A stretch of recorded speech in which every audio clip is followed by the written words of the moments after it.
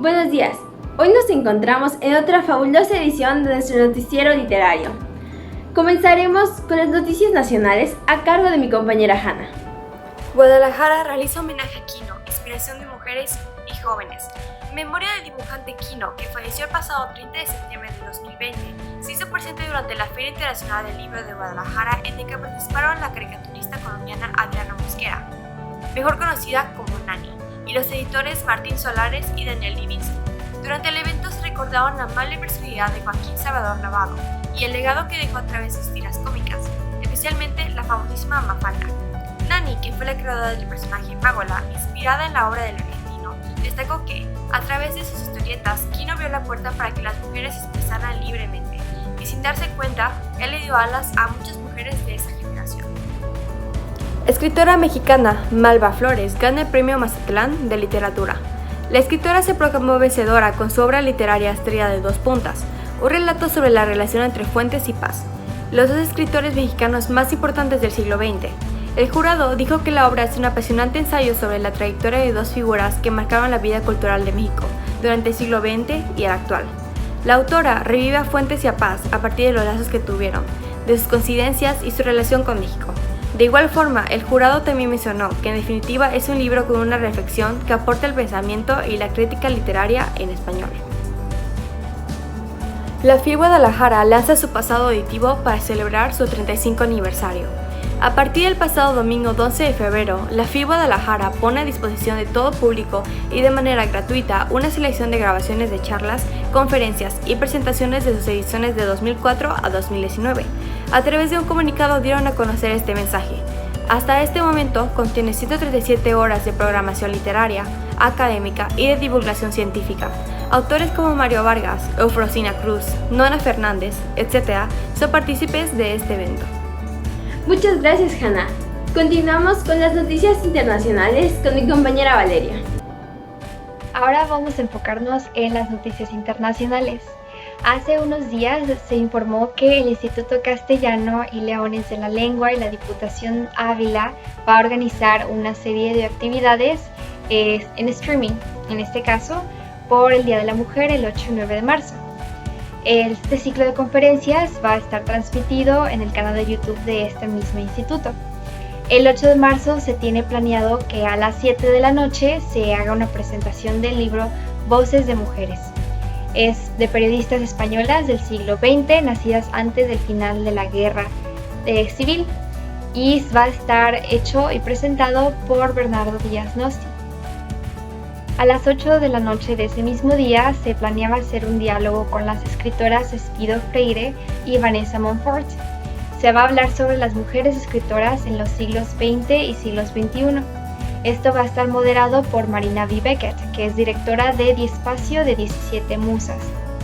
El siguiente día, al 9 de marzo, se hará a las 7:30 un diálogo especial con las profesoras Carmen Morán y María Ángeles Pérez, que son comisarias de la nueva exposición del Instituto Castellano y Leones de la Lengua.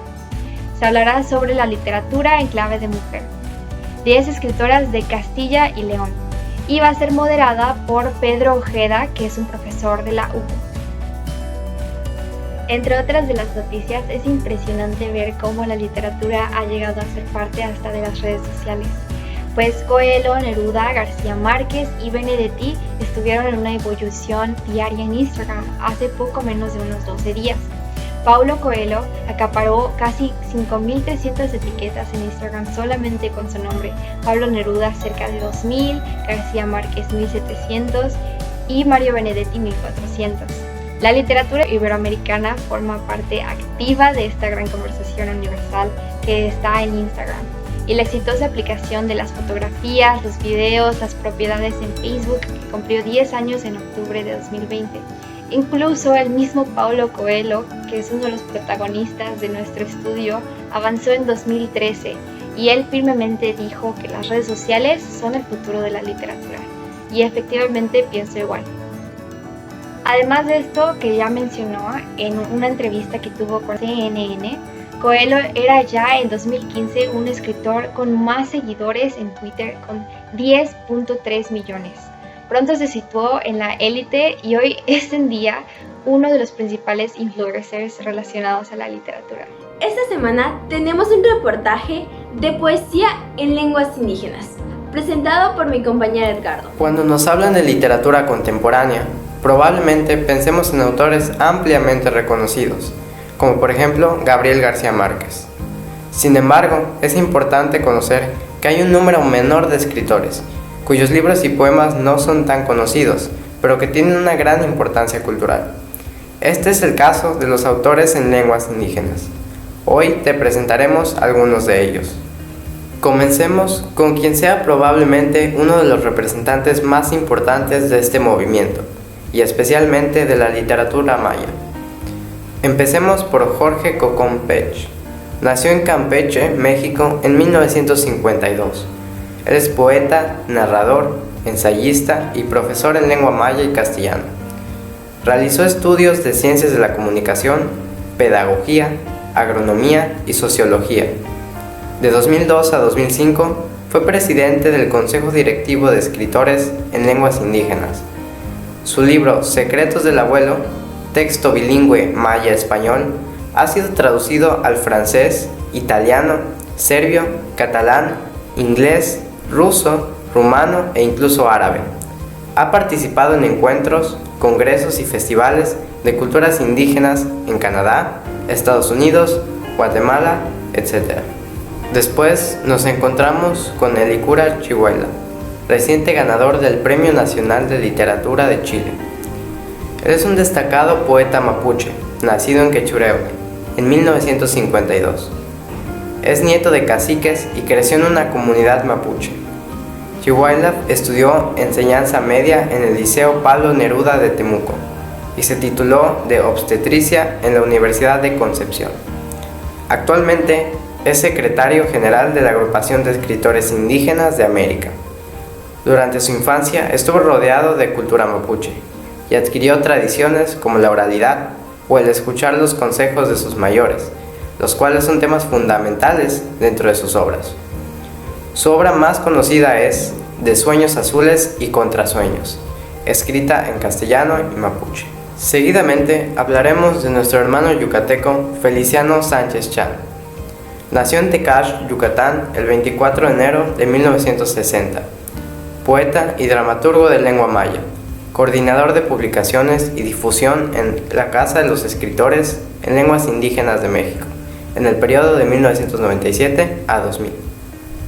También fue miembro fundador de la Asociación Nacional de Escritores en Lenguas Indígenas, becario del Fondo Nacional para la Cultura y las Artes como escritor en lengua maya en 1994, colaborador en revistas y periódicos nacionales como A Duras Páginas, Albatros Viajero, Blanco Móvil, El Náhuatl, entre otros.